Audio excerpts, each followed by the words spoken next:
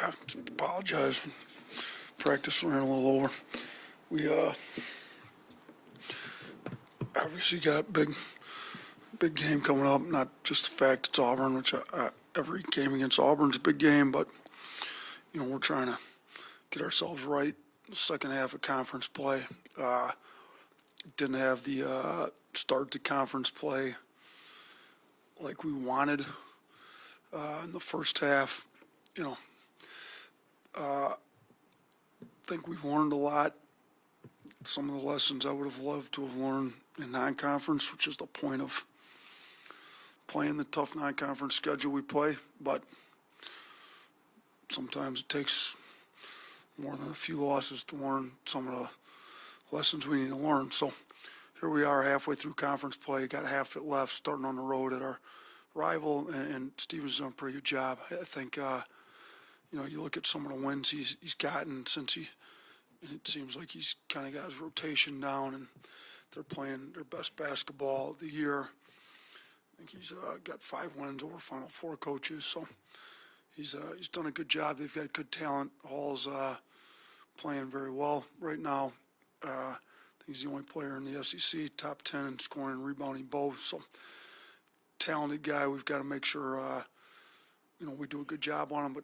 And they've had some wins. They went to Florida and looked a lot better than we looked. They got the win down there. They've played well, and winning at Auburn's not an easy place to win. We haven't done it much. Obviously, we're coming off the win there last year, but a lot different team on both sides, us and them both. So we've got to come right. And what we haven't been able to do is string together enough good wins. It's like we'll have played pretty well. Go up, beat Illinois, beat St. John's, whoever, but then, we haven't strung together, to me, a long enough good streak, and we got to start doing that, and it's got to start with this one, because I thought we were great against Missouri and disastrous against Florida, much better against A&M, and now can we maintain a level of play that meets the standard we've set around here, so that we'll see tomorrow. Yeah, during Charles' hearing today with the court, it seemed like the educational opportunity part of it was a big part of why he was wanting to come back. If he doesn't get an injunction and can't keep playing, will y'all keep him on scholarship somehow? Or Yeah, 100%. I mean, Charles is our guy. It's been our point since the beginning. This isn't some random 23-year-old played professionally in Europe for 4 years that nobody knew that we're bringing over as a mercenary halfway through the season like some other places have done. That's not what we got going. Charles is our guy. Charles went to school here for 4 years. I've got a relationship with Charles. That's why the whole thing made sense. He's within his 5-year window. He's trying to get his degree. Yeah, if Charles is unable to keep playing, I don't know what happened. I just got out of practice, so I'm not sure what happened there in the hearing and whatever. But, yeah, Charles is in school. He's going to remain in school. He wants to get his degree. Coach, what's the biggest difference that you've noticed in this year under Stephen Pearl than last year with Auburn? It's a great question because obviously it kept it in the family. I mean, he's, guys that have coached under me that have left, a lot of them try to play the way we played. It was successful. Took over for his father. His father was extremely successful, most successful coach in the history of Auburn basketball. Why change a whole lot? There's, my assistants that have left, you look at them, I talked to Coach Hodgson the other day. He obviously tweaks stuff because they got different personnel, but they're running the same system. Petway's done a really good job at Kennesaw. For the most part, they run the same system. It's pretty successful when they were here with us, and they do the same. So they haven't changed much on the schematic way that they play basketball, if you will. I think the changes are more how he's using the personnel he's got. And shoot, Bruce changed that every year, to be honest with you. I mean, Bruce never coached the exact same one year to the next. He did a really good job understanding who his best players were, what their strengths were. He went to the Final Four with a very guard-based team before I started coaching here, and then he came in and last year he had Janai Broom, and he based it more around Broom. So I think Steven's done a good job kind of tightening their rotation up, understanding who his best players are. It seems like Keyshawn Hall gets a lot of touches, a lot of looks, and he should be with how talented he is. So, they run similar stuff, but a little bit different points of emphasis, and I think they've done a pretty good job understanding what their strengths are and playing to their strengths this year. But schematic-wise, it's very similar to what they had going before. The kind of increased levels of focus and intensity that you said you saw after the Florida game, do you think that's been sustained throughout this week going into this game? I think so. It's hard to see exactly what I'd like to see in practice with the amount of injuries we've had.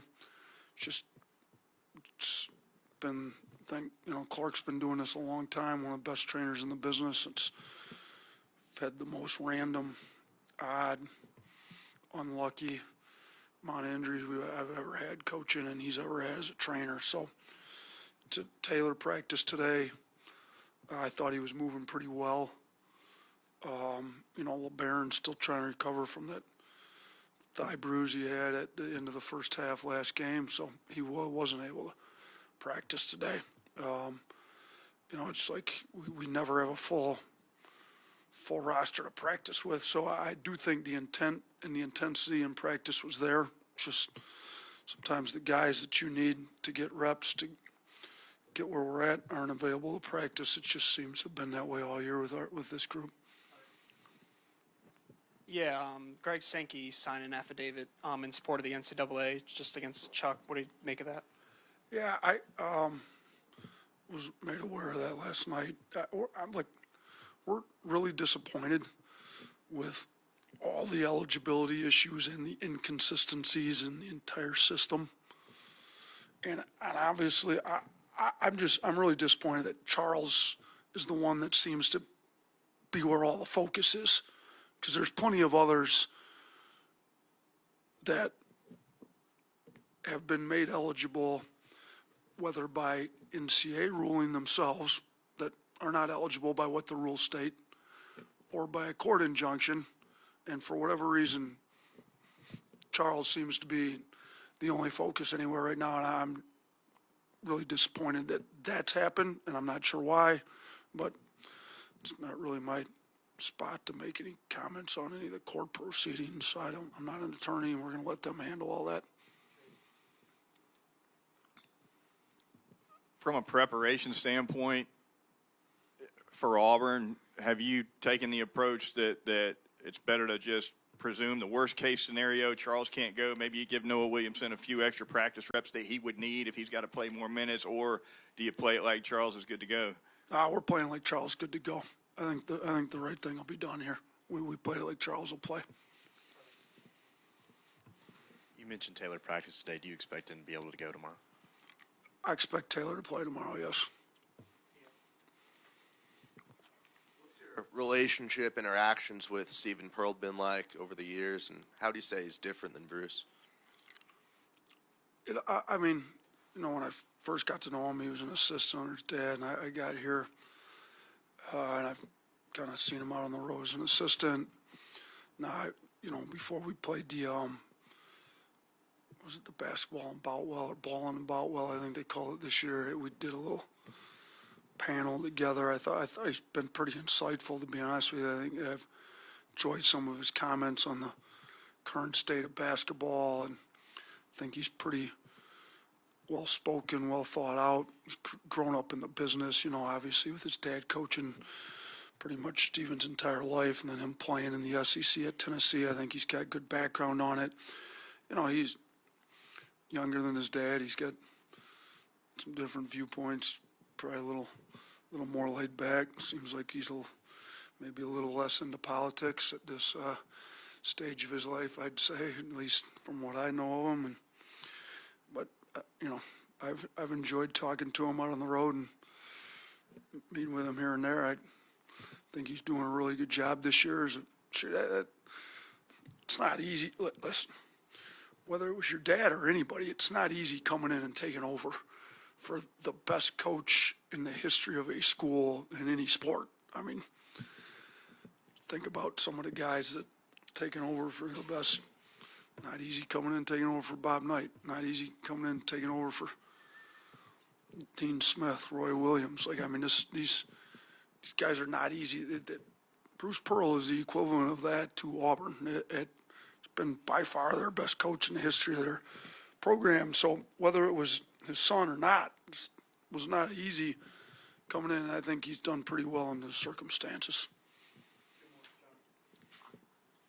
Nate, just wanted to ask you about Keyshawn Hall, one of the best scorers in the SEC, maybe the country. Your impressions from watching him on film and how you intend to try to slow him down. Listen, he can score at a high level. Everywhere he's been, I think this is his fourth school. Everywhere he's been a high-level scorer. So, you know, he gets to the rim. He gets fouled a lot. Auburn themselves is number 2 in the country, and I believe free throws per game, foul rate. You go, so like he's part of that, big part of that. Draws a lot of fouls. You know, he can score in the post. He can score in the perimeter, shooting threes. He can drive the ball. You know, and they get him in all those areas. They do a good job mixing it up. You know, depending on who's guarding them, whether they're going to post him, drive him, space him, ISO him, play him off pick and roll. He can handle it. He can set it. So, very versatile player. You know, they play him like a guard, so sometimes you think, you know, maybe you guard him like a guard. The issue is he's so big, then all of a sudden they throw him in a post. You play him like a big. It's probably not a great idea either because they play out on the perimeter. So, we're got to be ready to change matchup, see who we think's doing the best job, help where appropriate, you know, be ready to help on the drives. Like we got to, this is not a game where you can come in with one game plan against them, because if that one game plan doesn't work, and very likely you're going to have to go to options B and C with him. So we're going to have different guys available to guard him, different options available, and see if we can find something that works. Hey, Coach, how do you keep all this stuff with Charles from becoming a distraction and just get the team to focus on winning? Yeah, so we talked to him before we ever brought Charles in. I informed him of what's going on. And like I said at the very beginning, it was real easy because this is not like some random 23-year-old professional in Europe that nobody knows. He's one of us. So the first time I told the group, I told them, if any of you were in the same situation and this is the last college that you played for and it made sense to bring you back, we'd do it for every last one of you in this room. Once you're one of us, you're one of us. It's a high school coach, same deal. So I've had my high school players come down and watch our games here at Alabama. It's great. Charles will eventually move on, hopefully have his degree. He'll come back here often. So I since then just kept our group in the loop on everything. And there's no reason to talk about the court proceedings until there's reason to talk about them. So this morning I told him, you know, Charles, because he missed film, we'll get film with him later because he had to be at court. So I said, Charles, in here, he's in court. Here's what could happen. Here's what they've said will happen. And then the last thing I said is, guys, it has zero to do with our preparation for this game. Everybody in here has got to do what they need to do, and then we'll adjust if needed to adjust based on that. Listen, there's been plenty of distractions around here on a million different levels. You kind of choose what you focus on and what you choose to allow to be a distraction. We've tried to eliminate all of them as much as possible. If we choose to make it a distraction, it's a distraction. If we choose to focus on what we have to focus, when you're in film, you focus on film.